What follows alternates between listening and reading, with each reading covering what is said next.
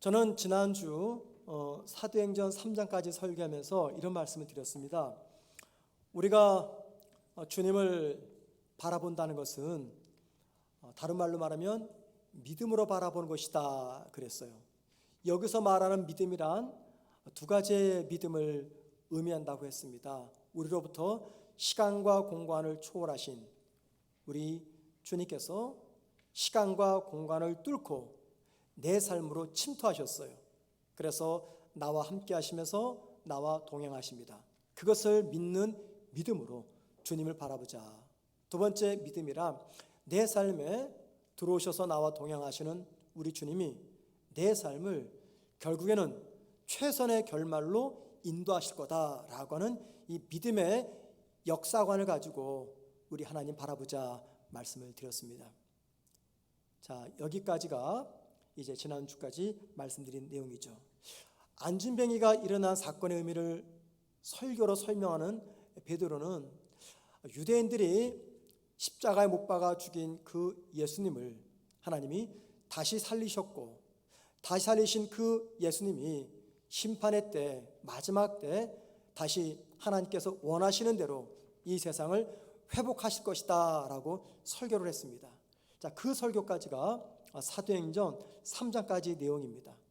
그리고 이제 4장은요, 베드로와 요한의 설교로 인해서 나타난 결과가 무엇인가를 설명하는 내용입니다. 그 결과 중에 첫 번째로 오늘 본문은 베드로의 설교를 들었던 사람들이 상반되는 두 가지 반응을 기록해 놓았습니다. 그래서 오늘의 설교는요, 그 설교를 들었던 청중들의 상반되는 두 가지 반응을 생각해 보는 것이 설교의 목적입니다. 첫 번째 반응입니다. 오늘 1절 말씀 보면 사두개인들, 그 다음에 제사장들, 성전 맡은 자, 이 세 분류의 사람들이 설교하는 베드로의 설교를 중단시키고 베드로와 요한을 감옥에 가둡니다. 이것이 설교를 들었던 청중들의 첫 번째 반응이었습니다. 이 반응을 좀 더 자세히 의미 있게 살펴보려면 이 세 부류의 사람들이 어떤 사람인가를 생각해 보는 것이 필요합니다. 첫 번째, 제사장은요, 우리가 잘 아는 대로 이스라엘은 성전 중심의 신앙생활을 했던 민족입니다. 그 성전에서 되어지는 모든 종교의식, 제사 이런 것들을 주관하는 종교인으로서 이스라엘의 대표적 종교인이었습니다. 두 번째, 성전 맡은 자가 등장합니다. 당시 예루살렘 성전을 보안과 질서를 유지하기 위해서 약 200명 정도의 경비병들이 있었습니다. 그 200명의 성전 경비대원들을 총괄했던 사람, 그 사람이 성전 맡은 자였습니다. 다른 말로 하면 성전 경비대장이죠. 그런데 당시 이스라엘 사회 속에서 어떤 신분의 순위를 매기면 서열 1위가 대제사장이었습니다. 서열 2위는 오늘 본문에 나오는 성전 경비대장이었습니다. 그 정도로 막강한 권력을 지니고 있었던 사람이죠. 세 번째는 사두개인들이 나옵니다. 이 사두개인들은요, 그 당시 이스라엘을 지배했던 로마와 친밀한 유대 관계를 맺으면서 당시 정치, 경제 주도권을 쥐었던 사람들입니다. 그리고 이스라엘 사회 전 분야에서 상위직을 독차지했던 사람들이 바로 이 사두개파에 속했던 사람들입니다. 그러니까 사두개인은 사람의 이름이 아니라 무슨 파, 사두개파에 속했던 사람들을 사두개인이라고 이야기합니다. 예를 들면 아까 좀 전에 말씀드린 대로 이스라엘 사회 속에서 신분의 서열 1위가 대제사장이라고 그랬어요. 2위는 성전 경비대장이라고 그랬습니다. 이 1위와 2위 모두가 다 사두개파에 속했던 사람들입니다. 이들은 성전을 유지 보완한다는 명분하에 로마 제국이 껄끄럽게 생각하면서도 어쩔 수 없는 군대를 조직해서 소유하고 있을 정도로 막강한 힘을 가지고 있었습니다. 자, 그래서 이들은요, 마음껏 백성들을 좌지우지할 수 있었고, 또 자기들이 원하는 바는 어떤 일이든지 반드시 이뤄낼 수가 있었던 사람들입니다. 자, 이러한 사두개파 사람들, 제사장, 성전, 경비대장이 베드로가 설교하는 자리에 나타나서 그 설교를 중단시키고 베드로와 요한을 감옥에 구금시켜 버립니다. 그 이유는 이스라엘의 법에 의하면 누군가를 신문 혹은 재판하려면 해가 진 저녁에는 할 수가 없었어요. 반드시 날이 밝은 대낮에 가능했습니다. 여러분, 성경 말씀에 이 사두개파 사람들이, 제사장이, 또 성전 경비대장이 베드로 요한을 감옥에 가둔 시간을 해질 무렵이라고 이야기합니다. 그 당시 해질 무렵은 저녁 7시에서 8시입니다. 사도행전 3장 1절에 보았지만 베드로 요한이 몇 시에 기도하기 위해서 성전에 들어갔습니까? 오후 3시입니다. 그리고 7시에 체포가 됐습니다. 그러니까는 총 4시간가량 두 사람은 성전에서 많은 사람들에게 복음을 전했던 것이죠. 그 결과 베드로와 요한은 감옥에 갇히게 되고 하루 동안 구금하게 됩니다. 여러분, 왜 이 사람들이 제자들의 설교를 중단시키고 제자들을 감옥에 구금시킨 것일까요? 2절에 보면은 그 이유가 나옵니다. 한번 2절 보십시다. 예수 안에 죽은 자의 부활이 있다고 백성을 가르치고 전함을 싫어하여. 이게 이유입니다. 즉 하나님이 죽었던 예수를 다시 살리시고 누구든지 그 예수를 믿으면 그 사람도 부활하게 될 것이다 라고 하는 것이 베드로와 요한의 설교 요지였습니다. 그런데 그 설교 내용을 이 사람들이 싫어했다라고 이야기합니다. 우리말 성경에는 싫어하여라는 표현이 2절 맨 뒤에 기록되어 있죠. 그런데 원문 헬라어 성경 보면은 싫어하여라는 표현이 2절 맨 앞에 나와 있습니다. 제가 자주 말씀드리지만은 헬라어 문장 구조에서 제일 강조하고 싶은 표현을 문장 제일 앞에 놓게 됩니다. 그러니까는 그만큼 이 사람들은 베드로와 요한의 설교가 싫었던 거죠. 특별히 여기 싫어하여라는 말, 헬라어로 디아포네오라는 단어인데요. 이 의미는요, 단순히 그냥 감정적으로 내가 싫어, 이 정도의 감정이 아닙니다. 그 뜻은 누군가가 내 어깨에 무거운 짐짝을 올려놓습니다. 너무너무 무겁고 힘이 들어 자꾸만 어깨가 처질 때 어때요? 너무 힘이 드니까는 괜히 아무 잘못 없는 사람에게 짐짝을 올려두면은 화가 치밀어 오르잖아요. 분이 치밀어 오릅니다. 약이 오릅니다. 짜증이 납니다. 그때 갖는 사람의 감정, 이게 바로 디아포네오 그 말입니다. 그러니까는 바꿔 말하면 누군가의 말과 행동이 내 어깨를 짓누르는 무거운 짐짝처럼 느껴져서 화가 나고 힘들고 분노가 치밀어 오르는 그 감정을 표현했던 단어가 디아포네오라는 단어였습니다. 자, 그러니까는 사두개인 사람들, 제사장, 성전 경비대장은요, 정말 분노가 치밀어 오릅니다. 또 안절부절 어쩔 줄 모르는 불편한 마음으로 제자들의 설교를 듣다 참지 못해가지고 설교를 중간에 끊고 두 제자를 감옥에 집어넣고 밤새 구금을 시켜버린 겁니다. 그러면 여러분, 왜 이들이 제자들이 전하는 부활에 관한 설교를 싫어한 것입니까? 왜 그렇습니까? 4가지 이유 때문입니다. 첫째는요, 제자들의 설교에 의하면 십자가 죽은 예수를 하나님이 다시 살려내셨어요. 그런데 그 십자가에서 죽인 예수를 누가 죽였습니까? 물론 로마 병사들이 못을 박았지만 죽도록 내몬 것은 그들입니다. 사두개인들, 제사장들, 종교 지도자들. 그래서 하나님이 예수님을 죽은 자 가운데서 다시 살리셨다라고 하는 이 제자들의 이 설교를 받아들이게 되면 뭘 인정하는 겁니까? 예수님이 하나님의 아들이었다. 그러니까 자기들이 누굴 죽인 거예요? 하나님의 아들을 죽인 겁니다. 그러니까는 부활 설교를 들을 수가 없는 거죠. 두 번째 이유입니다. 베드로 설교를 인정하면 자기들이 죽인 예수가 다시 살아난 것이에요. 그런데 사두개 사람들은요, 이 초자연적 기적을 믿질 않았습니다. 세 번째, 제일 중요한 이유입니다. 제자들의 부활 설교는 자기들이 그동안 누리고 있었던 기득권을 위협했기 때문입니다. 자, 제자들이 설교하는 부활의 핵심이 무엇입니까?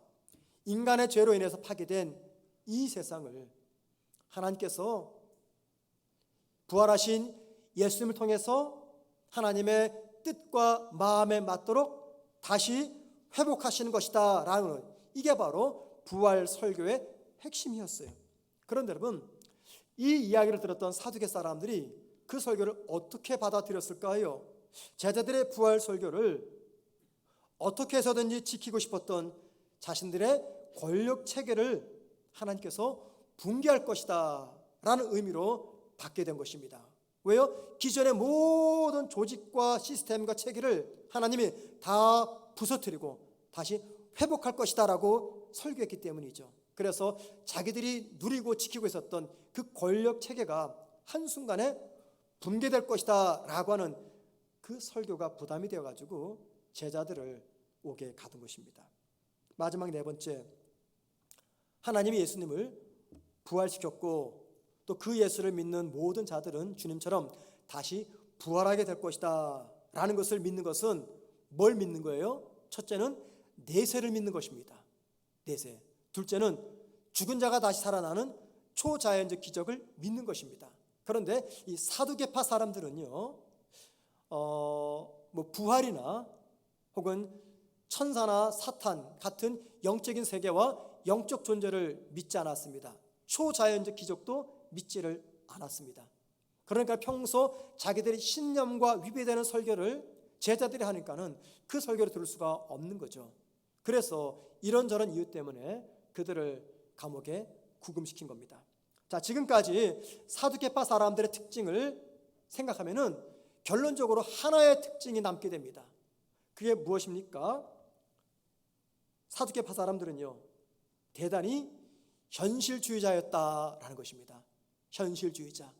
눈에 보이지 않는 내세 영적인 존재들, 천국 지옥을 믿지 않고 기적을 믿지 않고 눈에 보이는 것, 손에 잡히는 현상만을 믿었던 현실주의자였다, 그 말입니다. 이 말은 무슨 말입니까? 그들이 왜 베드로와 요한을 십자가에 감옥에 가두었습니까? 그들이 지극히 또 지독한 현실주의자였기 때문입니다. 여러분, 현실주의자들에게는 어떤 특징이 있습니까? 눈에 보이는 것들, 손에 붙잡히는 것, 그게 무엇입니까? 성공이며 재물이며 건강이며 인기입니다. 이런 것들에 대단히 집착을 합니다. 우리도 집착을 하죠. 그런데 철저한 현실주의자는요, 우리보다 더 훨씬 이것들에 집착을 합니다. 바로 사두개인들이 그랬어요. 사두개인들이. 그들은 내세를 믿지 않고 현세만 믿었기 때문에 현세에서 가장 중요한 정치, 경제, 주도권을 붙잡았고 놓지 않았습니다. 그들의 힘의 원천이었던 성전에 관한 모든 통제권을 그들은 붙잡았고 절대 포기하지를 않았어요. 그런데 그들의 그 신념과 권력 체계를 위협하는 베드로와 요한의 설교를 그들은 참아내지 못하고 둥단시켰고 그래서 감옥에 가둔 것입니다. 기원전 221년 중국의 진시황은요, 중국을 처음으로 통일합니다. 그리고는 그 나라를 진나라라고 명하고 자신을 시황제라고 부르게 시킵니다. 그리고 흉노적의 공격을 대비해서 우리가 잘 아는 만리장성을 쌓아갑니다. 시황제는요, 이 땅의 모든 것들을 다 가진 사람이에요. 모든 것들을 다 가졌어요. 그런 그에게 하나의 고민이 있었습니다. 그것은 죽지 않고 늙지 않으면서 영원토록 자신이 일으켜 놓은 이 모든 것들을 누리기를 원했던 것이죠. 그래서 신하들에게 죽지도 않고 늙지도 않는 불로초를 구해오라고 명령을 내립니다. 그런데 그 명령이 발단이 돼가지고 시황제가 심각한 위기를 겪게 됩니다. 여러분, 시황제만 그렇습니까? 아닙니다. 이 땅의 사람들도요, 남들보다 더 많은 힘이 있고 재물이 있고 권력이 있으면 현재의 삶에만 최선을 다하지 내세를 생각하지 않습니다. 이 땅에 모든 것들을 가진 사람은요, 천국과 지옥, 내세 별로 의미가 없어요. 믿으려고도 하지 않습니다. 왜 그렇습니까? 그 사람들에게 진짜 중요한 것은 모든 것들을 마음껏 누릴 수 있는 현재 삶인데 굳이 뭐하러 내세까지 생각합니까? 아니, 정확히 말하면 못할 것이 없는 그들, 모든 것을 다 가진 그들에게 이 땅이 천국이 아니겠습니까? 그러니까 굳이 내세를 생각할 필요가 없어요. 초자연적 기적 의지할 필요가 없습니다. 모든 것들을 다 가졌기 때문에. 바로 이 사두개파 사람들이 그런 사람들이었다, 그 말입니다. 사두개파 같은 현실주의자들은요, 무엇이 진실이냐 거짓이냐 이게 관심이 없어요. 유일한 관심이 뭐냐면 그 일이 나에게 유익하냐 유익하지 않느냐, 이 일이 나에게 이익을 주느냐 손해를 주느냐, 거기에만 관심이가 있습니다. 현실주의자들은요, 영적인 가르침, 내세, 믿음의 바른 삶, 진리를 따라가는 삶, 이런 것에는 일절 관심이 없습니다. 이들은요, 사람을 평가하대도 딱 하나예요. 이 사람이 얼마나 진실하냐, 얼마나 착하냐, 여기 없습니다. 이 사람이 나한테 어떤 유익을 주느냐, 내가 이 사람과 가까이 대하면 나는 어떤 이득을 볼 수 있느냐, 이것이 가장 중요한 사람을 판단하는 기준입니다. 그게 어디입니까? 회사잖아요. 회사. 직장에서 사람이 인품을 봅니까? 아니에요. 하나만 봅니다. 이 사람을 고용하면 우리 회사에 어떤 이득이 될까? 그런데 여러분, 교회는 어떻습니까? 교회가 교육자를 뽑을 때 세상적인 기준만 가지고 뽑습니까? 아니죠. 그랬다면 아마 저부터 이 자리에 있지 못할 거예요. 교회는 현실주의에 입각한 세상이 아니기 때문에, 교회는 믿음의 공동체이기 때문에 그분이 정말 하나님 앞에 얼마나 헌신되었느냐, 얼마나 신실하냐, 일은 좀 부족하고 설교는 좀 부족해도 정말 저분이 얼마나 우리를 사랑하느냐, 교회를 위해 헌신하느냐, 이걸 보죠.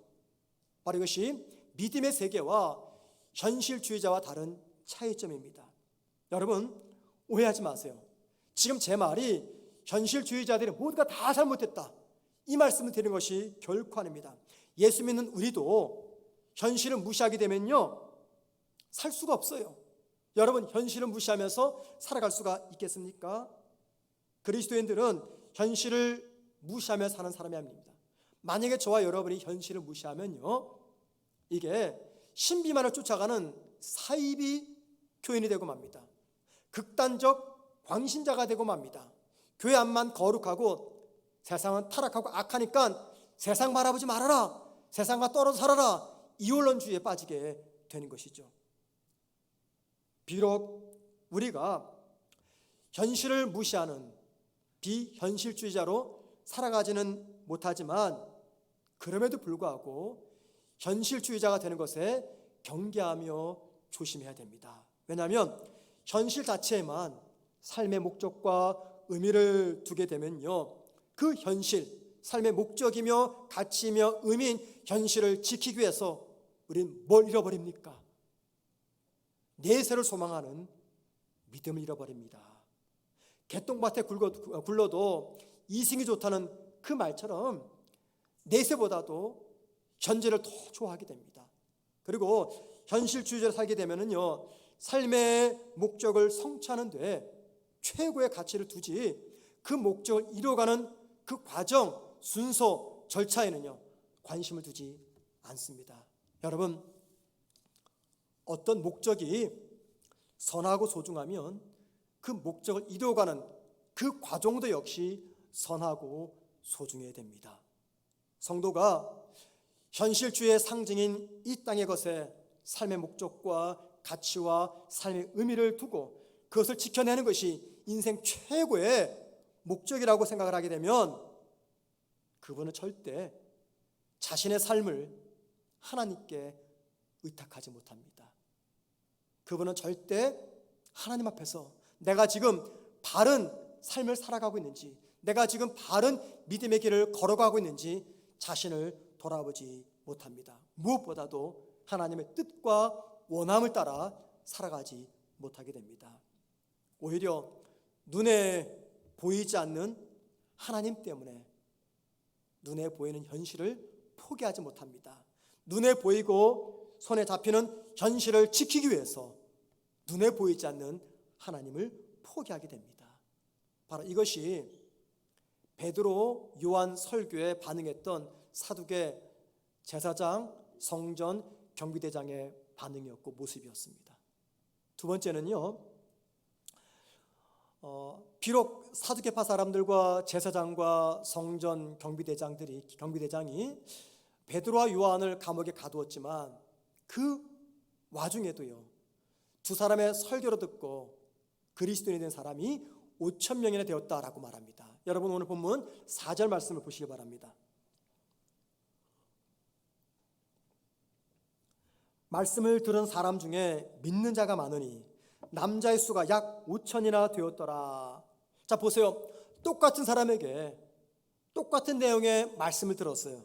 그런데 사두개인과 제사장과 성전 맡은 자는 베드로와 요한을 감옥에 가둔 반면 5천 명의 남자들은 그 복음을 듣고 믿고 그리스도인이 되었다라고 이야기합니다. 여러분, 이 이야기는 뭘 보여줍니까? 이 이야기는 세상이 아무리 복음을 거절하고 배격한다 할지라도 그 속에는요, 복음을 듣고 주님께로 돌아오는 사람들이 반드시 나타나게 된다는 것입니다. 많은 그리스도인들이 믿지 않는 사람들에게 복음 전하는 것을 대단히 힘들어하고 두려워하고 또 비관적으로 생각합니다. 왜 그럴까 생각해 보았더니 몇 가지 이유가 있는 것 같아요. 첫째는 세상이 기독교를 너무 비난합니다. 교회와 믿는 성도들을 굉장히 조롱하고 비난합니다. 그런 시대 속에서 믿지 않는 사람에게 복음을 전하는 것이 이게 큰 부담이 되는 거죠. 두 번째는요, 현대인들이 배금주의에 빠졌습니다. 배금주의에 빠지면 모두가 다 현실주의자가 되다 됩니다. 자, 현대인들이 현실주의자가 되다 보니까 눈에 보이지 않는 하나님, 가본 적이 없는 천국과 지옥을 전하는 성도들의 말을 들어주지 않습니다. 왜요? 현실주의자가 되었기 때문에. 셋째, 현대인들의 삶이 너무나 바쁘다 보니 죽어서 가게 될 내세에 대해서는 별로 관심이 없어요.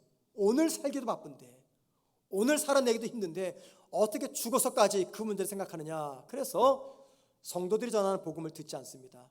마지막 네 번째, 최근에는 코로나 감염의 두려움 때문에 사람들에게 교회 갑시다 라고 말할 수가 없게 되었습니다. 이처럼 현실에 집중하는 현대인들의 삶의 모습, 교회와 성도들을 비난하는 세상 사람들의 모습, 그리고 코로나 문제 등 때문에 복음을 전하는 성도들이 굉장히 의기소침되어 있습니다. 복음을 전하는 것을 두렵게 생각합니다. 이 현상은 마치 뭐와 같냐면 베드로와 요한이 부활에 관한 설교를 하는데 그 설교를 전하지 못하도록 방해했던 사두개인, 제사장, 그리고 성전, 경비대장 같은 그런 모습이라고 생각이 되어집니다. 그런데 여러분, 놀란 일이 무엇입니까? 그 와중에도 5천 명이나 되는 많은 사람들이 제자들이 전하는 복음을 듣고 믿고 그리스도인이 되었다는 것입니다. 5천 명이 방해와 박해 가운데서도 복음을 듣고 믿었듯이 오늘날도 여러 가지 제약과 반대와 힘든 상황 속에서도 성도가 전하는 복음을 듣고 주님께로 나오는 그런 분들이 여전히 존재한다는 것입니다. 우리 시대에 누군가에게 복음을 전하는 거, 이거 정말 힘든 일입니다. 자, 여러분을 제가 조금 부담스럽게 만들어 드리겠습니다. 믿음 생활하시면서 누군가에게 정말 심각하게 복음을 전해 보신 적이 있으십니까? 여러분이 믿는 그 기독교 복음을 누군가에게 전해 보신 적이 있으십니까? 잘 생각이 안 나십니까? 너무 오래돼가지고. 그러면 지난 1년만 생각해 보시죠. 아무리 코로나 난리를 하더라도 여러분이 친구, 지인, 가족들에게 여러분의 입을 열어서 정말 진지하게 왜 예수를 믿어야 되는지 기독교 복음을 전해본 적이 있으십니까? 만약에 없으시다면 복음을 전하는 사람들이 겪게 될 시련과 환난을 이해하지 못할 것입니다. 절대 이해하지 못할 것입니다. 여러분, 그래서 제가 여러분에게 부탁 하나만 드릴게요. 믿음의 용기가 나지 않아서 누군가에게 전도를 하지 못한다면은 하나만 잘해주세요. 하나만이라도. 우리 교회 등록하는 새 가족들에게 정말 친절하게 사랑으로 영접해 주세요. 그건 할 수 있잖아요. 그죠? 예. 많은 사람들이 복음을 전하는 것이 대단히 힘들고 어려운 일이라고 생각을 합니다. 그런데 여러분, 기독교의 지난 역사를 볼 때 복음을 전하는 이 일이 결코 쉬웠던 적이 단 한 번도 없었어요. 매 시대마다 전도인들이 복음을 전할 때 그들은 박해와 환난을 직면해야만 됐습니다. 복음의 재앙이 나타났습니다. 장벽 앞에서 그들은 울었고 가슴 쳤고 많이 힘들어했습니다. 그럼에도 불구하고 그들이 전하는 복음 때문에 저와 여러분이 이 자리에 앉아있게 된 것이죠. 우리 교회가 나미비아로 파송한 이용모 이은하 선교사님이 열흘 전에 한국에 들어오셨습니다. 왜냐하면 얼마 전에 저에게 나미비아에서 연락이 왔어요. 이용모 선교사님으로부터. 목사님, 어제 저희 집에 강도가 들었습니다. 한 명이 아니라 여러 명이 들어왔나 봐요.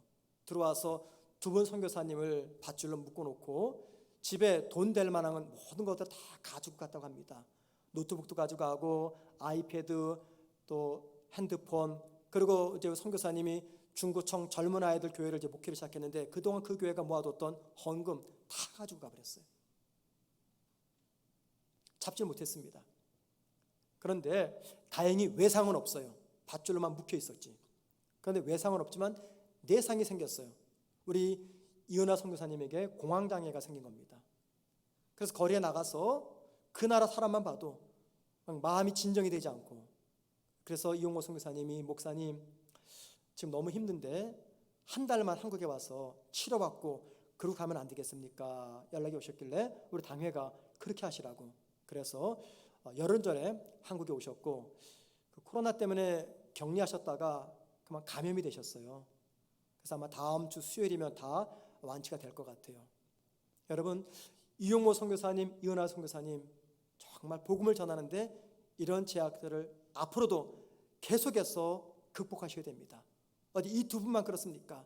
선교사님만 그렇습니까? 저와 여러분이 누군가에게 이 생명의 복음을 전하기 위해서는요, 반드시 이 복음의 장애를 극복하셔야 됩니다. 이거는 새로운 게 아니에요. 이거 신기한 게 아닙니다. 이거는요, 당연한 현상입니다. 여러분들은 신앙생활 속에서 가장 힘든 것이 무엇이라고 생각하십니까? 제가 생각할 때, 이게 제 주관적인 생각인데, 제가 생각할 때 신앙생활 중에서 가장 힘든 것은 누군가에게 복음을 전하는 것이다 생각을 합니다. 왜 그런지 아십니까? 제가 그 증거를 한번 제시해 볼게요. 몇 주 전부터 교회 주보에다가 화요 전도팀을 모집한다는 광고를 냈어요. 그런데 어제까지 한 분도 신청하지 않았어요.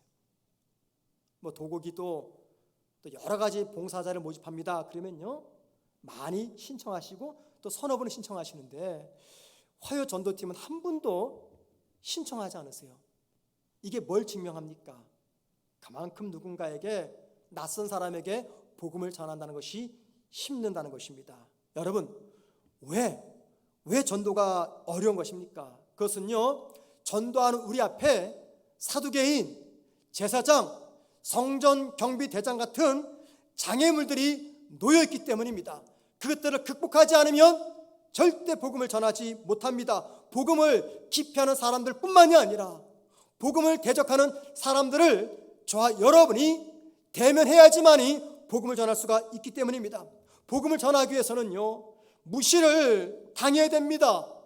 때로는 원치 않는 비난과 욕과 조롱도 받아야 됩니다. 그럼에도 불구하고 복음을 전하는 전도자에게는요, 놀라운 일을 경험하게 됩니다. 그게 뭔지 아십니까? 아무리 복음을 전해도 저 사람은 절대 듣지 않을 거야 생각되는 사람, 세상 모두가 다 예수 믿어도 절대 저 사람만큼은 믿지 않을 거야 생각되는 바로 그분들이 전하는 복음 앞에서 마음의 문을 열고 주님께로 돌아오는 이 역사를 복음 전도자들은 경험하게 되기 때문입니다. 뿐만입니까? 내가 힘써서 애써서 모욕과 무시를 당하면서 복음을 전하는데 정작 그 사람은 듣지 않아요. 하지만 그 옆에 있는 전혀 예상하지 않은 다른 사람들이 그 복음을 듣고 주님께로 돌아옵니다. 왜 이런 일들이 일어나는 것입니까? 그것은요, 우리가 전하는 복음에는 우리가 기대하는 그 이상의 하나님의 놀라운 능력이 담겨져 있기 때문입니다. 오늘 본문은 베드로와 요한이 전하는 이 복음 앞에 상반되는 두 가지의 모습을 보여줍니다. 사두개인과 제사장은요, 복음을 전하는 제자들을 감옥에 구금시켜버립니다. 하지만 5,000명의 남자들은 두 제자가 전하는 그 복음을 듣고 믿고 그리스도인이 됩니다. 자, 여러분, 왜 성경에는 이 상반되는 반응 두 가지를 기록해 놓았을까요? 하나만 기록해도 되잖아요. 특별히 감옥에 가두지 않고 그냥 5,000명만 주님께 돌아왔다, 이 이야기만 기록하면 얼마나 좋아요. 그런데 왜 성경은 상반되는 이 이야기를 함께 기록해 놓았는가? 그것은요, 복음을 전할 때 우리 모두가 박해와 어려움을 당할 수 있지만 그럼에도 복음을 전해야 함을 강조하기 위해서입니다. 왜 우리가 박해를 당하면서까지 복음을 전합니까? 박해와 환난과 핍박 중에 성도가 전하는 복음을 듣고 누군가는 주님께로 돌아오기 때문입니다. 이 말은요, 영벌의 길로 걸어가던 불신자들이 하나님께로 돌아오는 영광은 성도가 고난과 그리고 아픔을 통과하지 않고는 결코 얻을 수 없는 열매라는 것입니다. 하나님이 저와 여러분을 통해서 얻고자 하는 가장 큰 영광이 어떤 영광일까요? 그것은 믿지 않는 사람들이 내가 전하는 복음을 듣고 주님께로 돌아오는 것입니다. 그래서 교회와 성도는 핍박과 환난과 어려움 가운데서도 굴하지 아니하고 하나님의 영광을 위해서 이 복음을 힘써서 전하는 것이죠.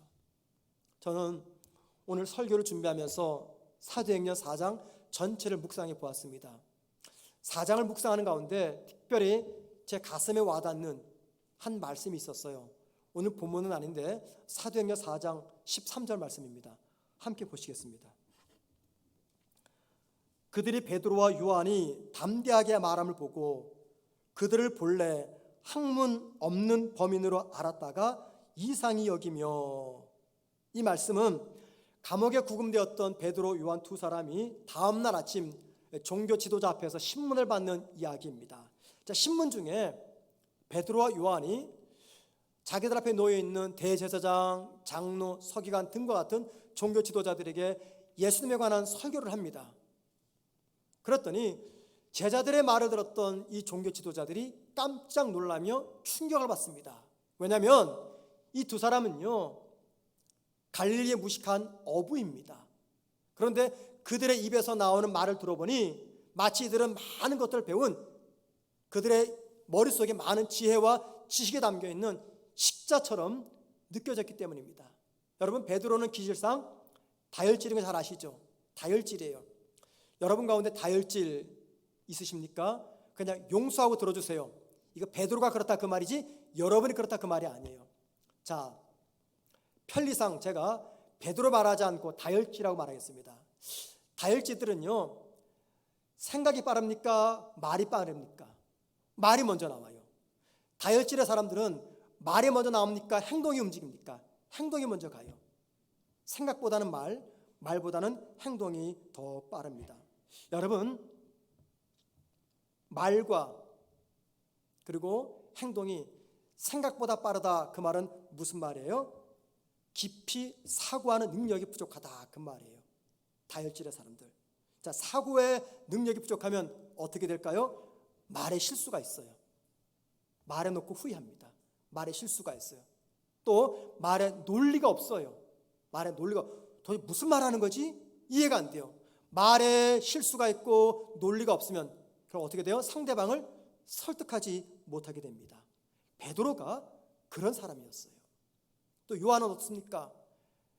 갈릴리 출신 무식한 어부입니다. 나이는요, 12제자 중에서 가장 어린 10대입니다. 배우지 못한 이 어부였고 삶의 지혜도 부족한 어린 10대 요한이 전하는 그 말에 종교 지도자들이 깜짝 놀랍니다. 여러분, 베드로와 요한이 전하는 이 말에 어떻게 이런 역사가 나타났을까요? 제일 중요한 것은 성령께서 그 시간 그들에게 할 말을 갈려주셨기 때문이죠. 성령의 능력입니다. 그런데 그거 말고 또 다른 비결이 하나 있었어요. 그게 무엇입니까? 그 비결이란 사두개, 파사람들, 제사장, 성전 경비대장이 두 사람을 어디다 가뒀어요? 감옥에 구금시켰어요. 바로 그것이 비결이었어요. 여러분 생각해 보세요. 두 제자가 하룻밤 감옥에 갇혔습니다. 뭐 했을까요? 여러분이랑 뭐 하시겠습니까? 신세탄을 합니까? 아니면 두려움에 빠져서 염려에 놓여 있습니까? 아니면 들어가자마자 다리 쭉 뻗고 편안하게 코 걸면서 다음날까지 잠잡니까? 뭐 했을까요? 답이 나오지 않습니까? 이들이 지금 뭐 때문에 감옥에 들어갔어요? 예수 복음 때문에 들어갔어요. 그럼 뭐 생각합니까? 당연히 주님 생각하죠. 주님께서 맡기신 사명 생각하죠. 주님께서 앞으로 어떻게 이루어가실까? 주님에 대해 생각하죠. 그 과정과 그 묵상과 자아 성찰을 어디에서 했어요? 감옥이라는 속에서 이들은 하게 된 것입니다. 무엇보다도 날이 새면요 신문을 받아야 됩니다. 그때 많은 사람 앞에서 무슨 말할지 두 제자가 준비하지 않았겠습니까? 기도로 준비하지 않았겠어요? 저는 이런 관점으로 본문을 묵상하면서 하나의 결론을 내렸어요. 복음을 전하기 때문에 제자들이 겪었던 구금, 이거 절대 고난이나 아픔이 아니었다라는 것입니다. 이건 아픔이 아니에요. 실패가 아닙니다. 상처가 아닙니다. 이건 은혜였습니다. 왠지 아십니까? 베드로와 요한뿐만이 아니라 이런 상황에 성도가 직면하면은 우린 어떻게 해요? 신세탄을 합니까? 내가 헛살았다, 내 삶이 무의미하다고 내 삶을 격화시킵니까? 아니죠. 하나님 믿는 성도들은 이 상황 속에서 누구 봅니까? 우리 주님 바라봅니다. 하나님 묵상합니다. 무엇보다 지난 세월 여기까지 오도록 나를 지켜주시고 내 삶을 인도하신 하나님을 묵상합니다. 그 하나님을 묵상하다 보면 내 삶에 뭐가 넘쳐요? 하나님의 은혜가 넘칩니다. 그 은혜를 붙잡으면은요 감옥이라고 하는 그 고난의 상황들을 기꺼이 지나갈 수가 있는 것이죠. 그리고 하나님의 은혜를 묵상하는 그 시간 속에서 삶의 위기를 이겨낼 수 있는 능력과 삶의 고난을 참아낼 수 있는 인내심이 주어지게 되는 것입니다. 따라서 여러분, 복음을 전했던 베드로와 요한이 경험했던 하나님의 은혜는 5천 명의 결신자뿐만이 아니에요. 그들이 누렸던 은혜는 고난의 밤을 통해서 하나님을 깊이 묵상했고 자신들을 성찰한 것, 이게 바로 하나님의 은혜였습니다. 사람은 누구를 막론하고 하는 일이 잘 돼서 승승장구할 때는요 내가 어떤 사람인가를 냉철하게 보지 않습니다. 특별히 그분이 신앙인이라면 더더욱 그렇습니다. 하나님을 생각하지 않습니다. 깊은 묵상이나 자아를 성찰할 시간적 여유가 없어요. 하나님에 대해서도 믿음의 삶에 대해서도 결코 깊이 고민하지 않습니다. 왜 그래요? 성공의 기쁨을 누리기가 바쁜데, 그리고 그 성공을 계속해서 유지하기 위해서 살아내는 내 삶이 너무나 바쁘기 때문에 하나님을 묵상하지 않습니다. 내가 지금 바른 신앙인으로 걸어가고 있는지 내 모습을 성찰하지 않게 됩니다. 그렇다면 언제 우리가 하나님을 묵상하고 내 모습을 성찰하게 될까요? 그것은요 승승장구하던 내 삶에 브레이크가 걸릴 때입니다. 브레이크가 걸릴 때요. 그때가 언제입니까? 다른 말로 말하면 원치 않는 실패가 찾아올 때, 원치 않는 절망을 하게 될 때, 원치 않는 질병이 찾아올 때, 어려움과 고난과 환난이 찾아올 때, 그때 승승장구하던 내 삶에 브레이크가 걸리면서 그동안 잊고 있었던 하나님을 묵상합니다. 잊고 있었던 내 모습을 말씀의 근거에서 돌아보게 됩니다. 그래서 성도에게 찾아오는 고난은 하나님께서 성도에게 주신 진지한 자기 성찰의 기회라고 말할 수가 있어요. 축복과 성공이 계속될 때 우리 그 이유가 내 자신에게 있다라고 착각을 합니다. 그런데 내 삶이 위협당하는 순간이 닥치게 되면 그때 비로소 나를 객관적으로 보려고 노력을 합니다. 그리고 하나님께 시선을 돌리면서 그동안 나는 하나님 앞에서 어떤 신앙인의 삶을 살아왔는지, 그동안 나는 하나님 앞에서 어떤 사람으로 살아왔는지 내 모습을 돌아보게 됩니다. 그리고 그렇게 묵상하고 성찰하는 과정을 통해서 내 삶은 이전보다 더 단단해집니다. 믿음은 더 견고해지고요, 나의 생각은 이전보다 더 깊어집니다. 여러분, 이 말을 오해하시면 안 돼요. 우리가 꼭 고난을 당할 때나 삶의 위기를 만날 때만 하나님을 묵상하고 자신을 돌아보고 하나님 뜻을 따라간다, 그것이 아닙니다. 이 은혜는요, 내 삶이 어떠하든지 항상 주어지는 은혜예요. 그런데 평소에는 보이지 않던 이 은혜가 어려움을 당하는 순간, 감옥이라는 고난 속에 들어가는 순간 보이게 됩니다. 왠지 아십니까? 고난을 만나게 되면 그동안 바쁘게 살아왔던 내 인생의 행보를 잠시 멈추기 때문입니다. 그리고 걸음을 멈추게 되면 그때 비로소 내 눈에 보이지 않던 하나님의 은혜가 보이면서 내가 어떤 신앙인이며 하나님은 어떤 분이며 하나님은 나에게 무엇을 원하는지를 생각을 하게 되는 것입니다. 자, 여러분, 현재 내 삶을 짓누르고 있는 것, 현재 내 마음과 생각을 옥죄고 있는 것, 그게 무엇입니까? 사단의 끊임없는 유혹입니까? 아니면 질병입니까? 아니면 가난입니까? 지겹도록 끊어지지 않는 지긋지긋한 가난과 질병으로 인한 절망입니까? 여러분, 그 모든 것들 때문에 내 삶에 평안이 없습니다, 말씀하지 마십시오. 왜냐하면 이것들보다 더 심각한 삶의 위기 속에서도 평안을 누렸던 하나님의 사람들이 존재하기 때문입니다. 여러분, 그때 우리가 할 일이 무엇입니까? 만약에 저와 여러분이 감옥이라고 하는 인생의 고난 속으로 들어갔다면 그때 뭐 하시겠어요? 무엇이 최선입니까? 다른 거 없습니다. 하나님을 묵상하는 것입니다. 지금까지 내 삶을 인도하신 하나님이 어떤 하나님인가를 깊이 묵상하는 것입니다. 아울러 그 하나님의 눈에 비친 나는 어떤 사람으로 살아왔는지, 내가 예수 믿는 사람이라고 말했는데 내가 과연 진정한 신앙인으로 살아왔는지 내 모습을 성찰하는 것입니다. 그리고 그 과정 속에서 우리에게 회복되는 것은 잊고 있었던 내세를 바라보는 부활신앙입니다. 그 부활신앙을 내가 붙잡게 되면 감옥이라고 하는, 혹은 사두개인, 제사장, 성전 대장이라고 하는 이 장애벽 앞에서 무너지지 아니하고 더 담대히 그 모든 것들을 극복하며 나아갈 수가 있는 것입니다. 멈추면 보이는 이 귀한 하나님의 은혜가 우리의 삶에 함께하기를 주님의 이름으로 축원을 드립니다.